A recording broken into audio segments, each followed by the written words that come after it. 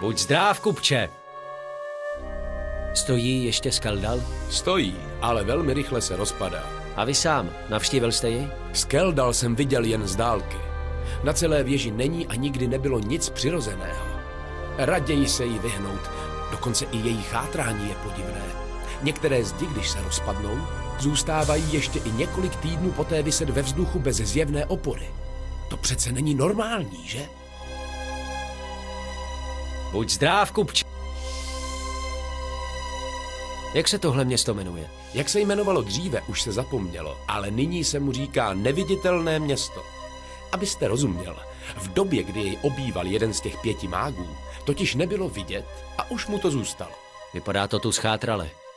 Kolik lidí tu asi tak žije? Kolem 100, ale musíte do toho započítat i příležitostné obyvatele. Dřevorubce, několik lovců a samozřejmě si sem občas bývalí majitelé některého z domů posílají řemeslníky, aby jim to tu opravili, než se sami nastěhují. A to je všechno? 100 lidí? Na západ odsud je ještě vesnice, ale to je spíš taková lovecká a dřevorubecká osada. Víte, objevilo se tady spousta zlatokopů, kteří vyrabovali domy a zase odjeli. Všechno, co mělo nějakou cenu, si odvezli a rozprodali. Teď už tu ale nejsou. Už tu totiž není co ukrást.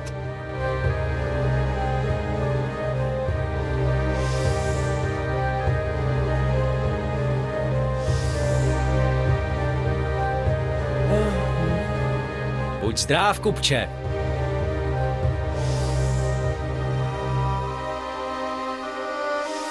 Zmiňoval jste se o banditech. No ano, banditi. Ti se objevili hned, jak se započalo s osidlováním. Přepadávají karavany s náklady, které směřují sem do města, anebo naopak přepadávají dřevorubce a zedníky, když se vracejí s vydělanými penězi zpět do Cairnbaru. Věřte mi, že přepadnout někoho pro ně není žádný velký problém. V kraji není prakticky nikdo, kdo by jim v tom mohl zabránit. A městská garda? Tak ta se, mladý pane, zmohla jenom na to, aby uzavřela soutězky. Pokud chcete znát můj názor, tak je to úplně k ničemu. Ti lumpové si počkají někde zalezlí a kdyby náhodou začali mít hlad, tak vyjdou z lesu a seberou nám to málo, co ještě máme. Radil bych vám, abyste na západ od vesnice už raději nechodil. Říká se, že se ukrývají právě tam. Buď zdráv, kupče. Vy jste tu před tím neštěstím žil? Ne, přestěhoval jsem se sem z Cairnbaru teprve nedávno. Ale já jsem obchodník a objevím se všude tam, kde se vyskytne příležitost někomu něco prodat, jestli mi rozumíte. Navíc tady není žádná konkurence. Většina obchodníků se sem totiž bojí přijít, a nebo o zdejší situaci mnoho neví.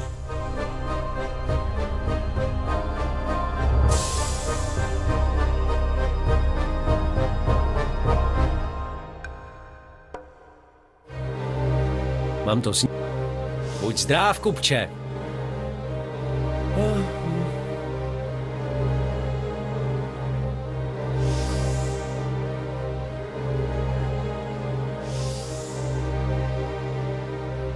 Buď zdráv.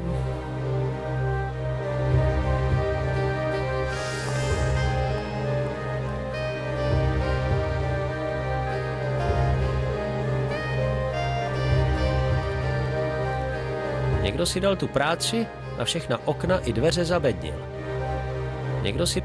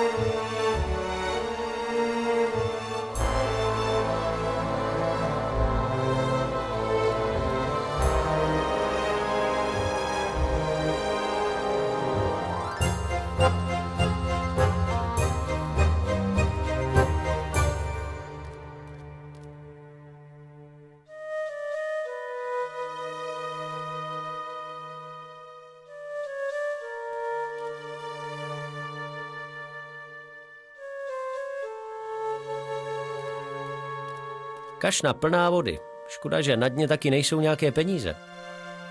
Kašna plná...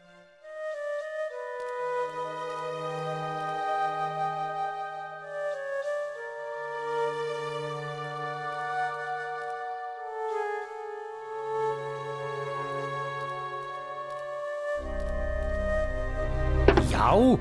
Sakra, tady je tma jak v pytli.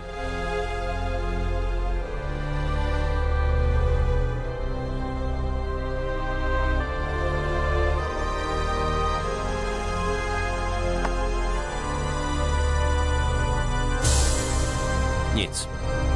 Nic. Nic. Nic.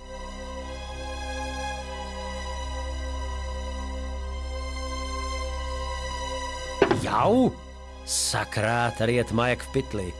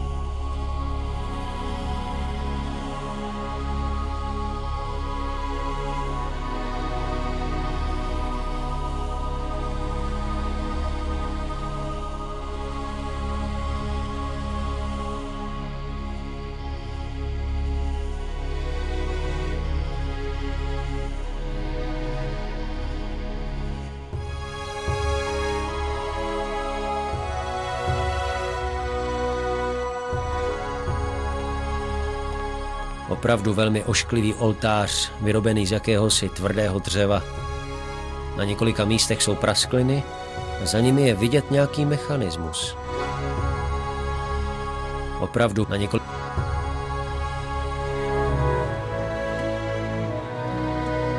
Tady s magií nic nezmůžu.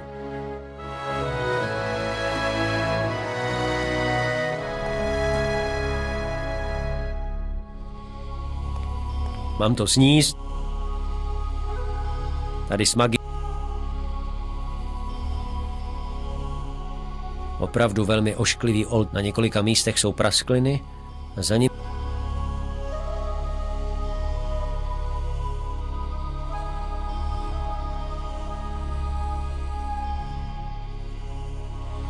Tady s magií nic nezmůžu. Tady s magií...